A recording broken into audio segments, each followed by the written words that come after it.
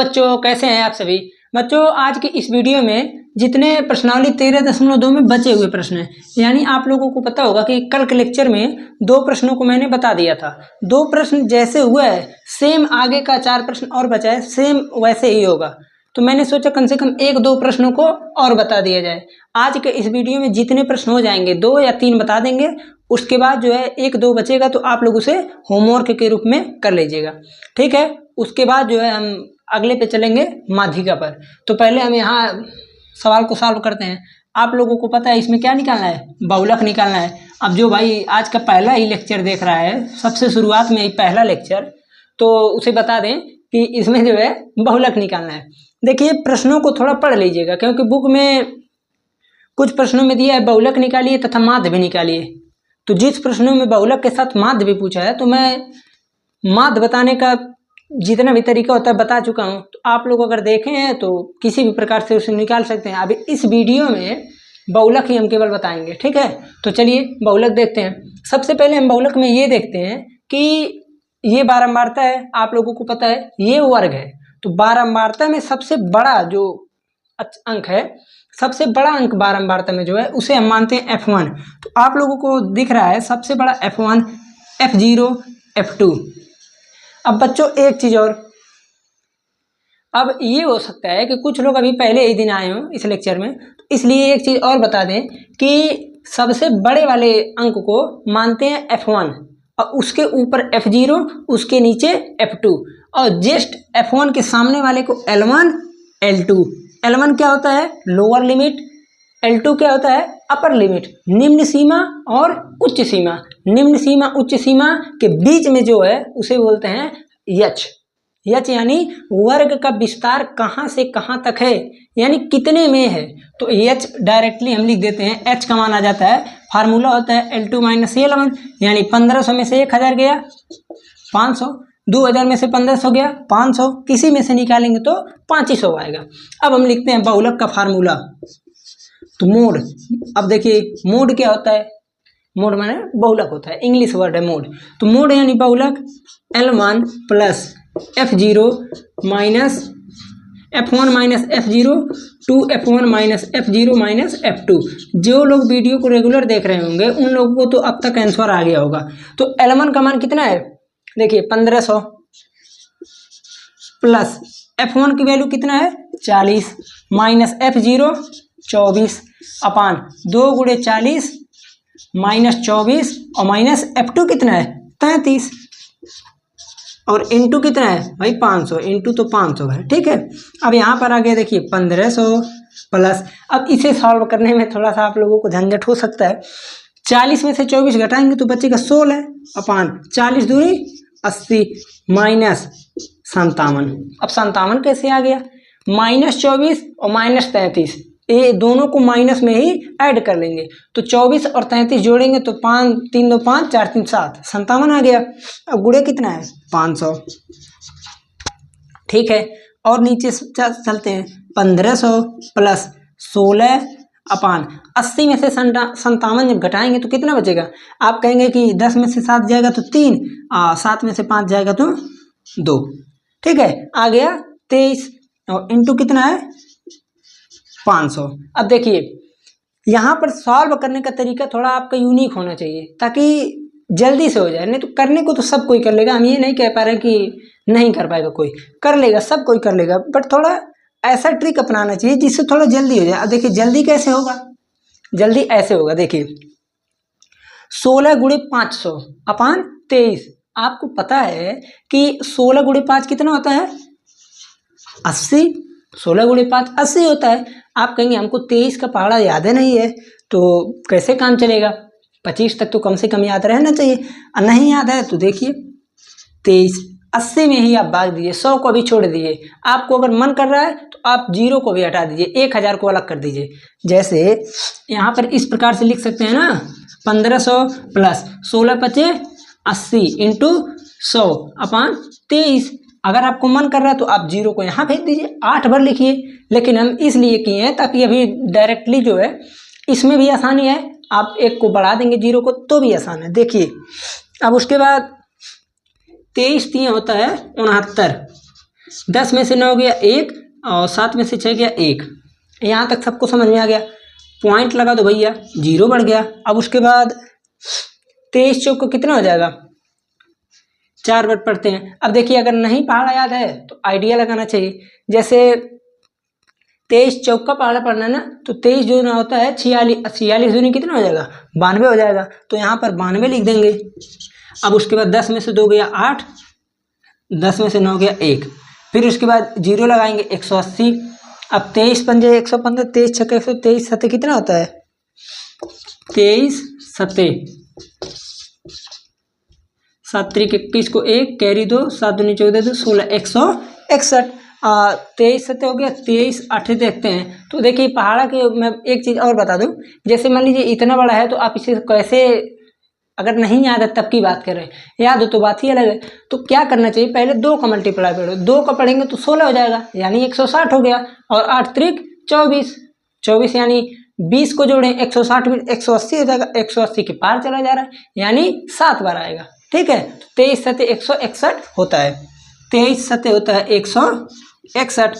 अब फिर उसके बाद घटाइए, 10 में से 1 गया 9, उसके बाद 17 में से 6 1, फिर 0 लगाएं। अब की बार तो 8 बार जाना ही जाना है। 23 8 8 त्रिक 24 और उसके बाद 18 184, इतना हो गया।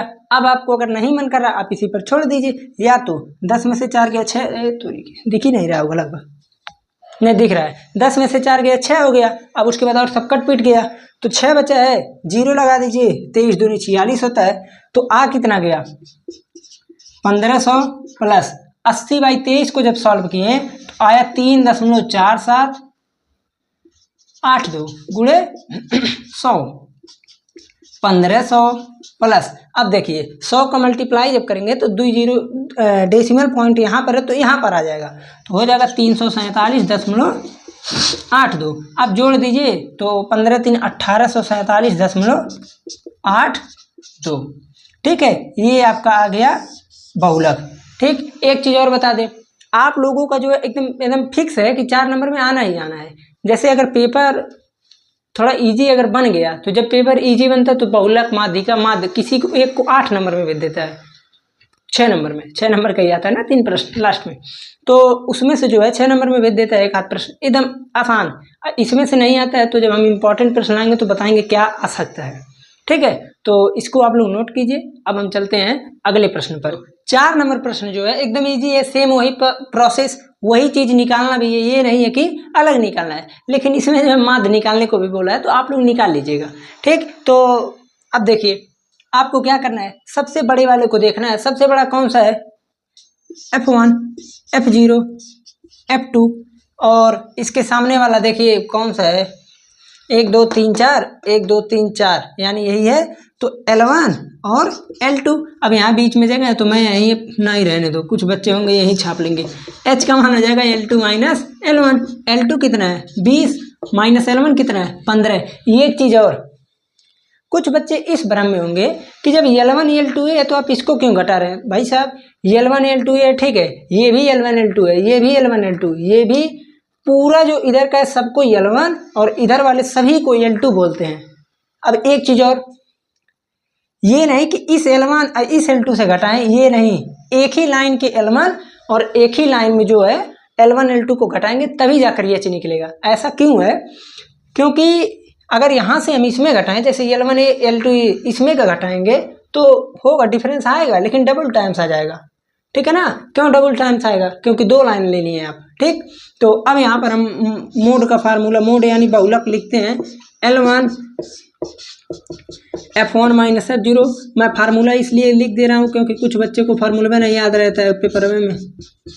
ठीक है, अब उसके बाद L1 की वैल्यू कितना है 30 प्लस F1 की वैल्यू 10 माइनस F0 9 2F1 यानी 2 गुणे 10 माइनस 9 माइनस 3 इंटू 5 आ गया। देखिए 20 माइनस 15 5 होगा। ठीक, अब देखिए 30 प्लस 10 में से 9 गया 1, 10 दूनी 20, 9 3 12, 20 में से 12 घटाएं 8, इंटू 5। अब 5 में 8 से भाग देना है, ध्यान दीजिएगा। 5 अंदर 8 बाहर, तो क्या आएगा देखिए 30 प्लस 0 पॉइंट, जब पॉइंट लगेंगे तो 50 हो जाएगा। 8 छक होता है 48, बचा 2 0, 8 दूनी 16, 4 पंजे 20, तो 30.625। ये चीज़ आपके यहाँ से क्या चीज़ आ गया, आपका बहुलक। अब देखिए बहुलक हमें लगता है निकालना एकदम आसान हो गया।